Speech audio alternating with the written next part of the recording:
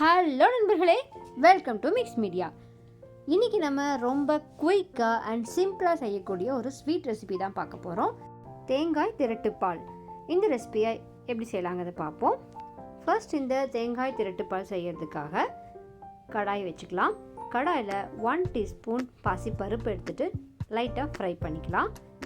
லைட்டாக கொஞ்சம் நேரம் ஃப்ரை பண்ணிங்க அப்படின்னா லைட்டாக அது பொரிஞ்சு வர ஆரம்பிக்கும். அந்த ஸ்டேஜில் நம்ம இதை எடுத்துடலாம். நம்ம ஆயிலெலாம் விட்டு ஃப்ரை பண்ண வேண்டாம், ஜஸ்ட் ஹீட் பண்ணாலே போதுமானதாக இருக்கும். இந்த பாசிப்பருப்பெல்லாம் தனியாக ஃப்ரை பண்ணி எடுத்துகிட்டு அதுக்கு அடுத்ததாக 1 டீஸ்பூன் பச்சரிசி எடுத்துக்கிறோம். அதையுமே கொஞ்சமாக நம்ம ஃப்ரை பண்ணோம்னாலே போதும். கொஞ்ச நேரத்துலேயே நல்லா பொரிஞ்சு வந்துடும். அப்படி பொரிஞ்சு வந்ததும் அதையும் நம்ம தனியாக எடுத்து வச்சுக்குவோம். அடுத்ததாக நான் தேங்காய் திரட்டுப்பால் செய்கிறதுக்காக நல்லா பெரிய தேங்காயில் ஒரு அரை மூடி தேங்காய் எடுத்திருக்கேன். சின்ன சின்னதாக கட் பண்ணி ரெடியாக எடுத்து வச்சுருக்கேன். இப்போ நம்ம இதை மிக்ஸி ஜாருக்கு ட்ரான்ஸ்ஃபர் பண்ணிக்கலாம். இந்த மிக்ஸி ஜாரில் இதை ட்ரான்ஸ்ஃபர் பண்ணிவிட்டு நம்ம இப்போ ஃப்ரை பண்ணி வச்சோம் இல்லையா பாசிப்பருப்பு அப்புறம் பச்சரிசி, அதையும் இது கூடயே ஆட் பண்ணிப்போம். அப்புறம் கொஞ்சமாக ஃப்ளேவருக்காக ஒரு 2 ஏலக்காயை ஆட் பண்ணிக்கலாம். அதையும் ஆட் பண்ணிவிட்டு வாட்டர் விட்டுட்டு நல்லா பேஸ்ட் மாதிரி நம்ம தேங்காயை அரைச்சி எடுத்துக்க போகிறோம். அளவாக தண்ணி விட்டு நல்லா பேஸ்ட்டாக அரைச்சி எடுத்துகிட்டு வந்துடுச்சு. இப்போ நம்ம கடாய் வச்சுக்கலாம். கடாயில் நம்ம அரைச்சி வச்சுருக்கோம் இல்லையா இந்த தேங்காய் பேஸ்ட்டை தான் இப்போ ஆட் பண்ணிக்க போகிறோம்.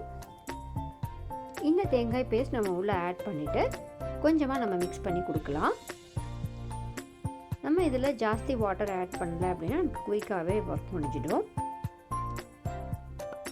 கொஞ்சம் நேரம் நம்ம நல்லா மிக்ஸ் பண்ணி கொடுத்தோம் அப்படின்னா அதில் இருக்கிற எக்ஸஸ் வாட்டர் எல்லாமே ட்ரெயின் ஆகிட்டு நல்லா சுருண்டு வர ஆரம்பிக்கும். இந்த ஸ்டேஜில் நம்ம வெல்லம் நல்லா பொடி பண்ணி எடுத்துப்போம். சப்போஸ் உங்களுக்கு வெல்லம் மண் இருக்கிற மாதிரி ஃபீல் பண்ணிங்கன்னா வெல்லம் அளவாக தண்ணி விட்டுட்டு நல்லா காஞ்சதுக்கப்புறமா அந்த மண் எல்லாத்தையுமே நீங்கள் வடிச்சிட்டு அந்த வாட்டரை கூட ஆட் பண்ணிக்கலாம். நான் இன்றைக்கி அப்படியே வெல்லம் நல்லா பொடி பண்ணிவிட்டு இங்கே ஆட் பண்ணியிருக்கேன். கொஞ்ச நேரத்துலேயே இந்த வெல்லம் எல்லாமே நல்லா கரைஞ்சி சுருண்டு வர ஆரம்பிக்கும். எஸ்பெஷலி இந்த ஸ்வீட்டுக்கு நம்ம ஆயிலோ இல்லை கீயோ பெருசாக ஆட் பண்ணவே தேவையில்லை. ஏன்னா நம்ம தேங்காய் நல்லா வணக்கி கொடுக்கும்பொழுது அதுவே நமக்கு கொஞ்சம் நேரத்தில் தேங்காய் எண்ணெய் விட ஆரம்பிக்கும். அதனால் நம்ம எண்ணெயெல்லாம் நிறையா விடணும் இல்லை நெய் விடணும் அப்படின்ற அவசியம் கிடையாது. இப்போ பார்த்திங்கன்னா நல்லா நம்ம கலக்கி கொடுக்கவே கலர்லாம் சேஞ்ச் ஆகிட்டு நல்லா சுருண்டு வர ஆரம்பிச்சாச்சு. இன்னும் கொஞ்சம் நேரத்தில் பார்த்திங்கன்னா அந்த தேங்காயில் இருக்கிற எண்ணெய் எல்லாமே வெளியில் வர ஆரம்பிச்சிடும்.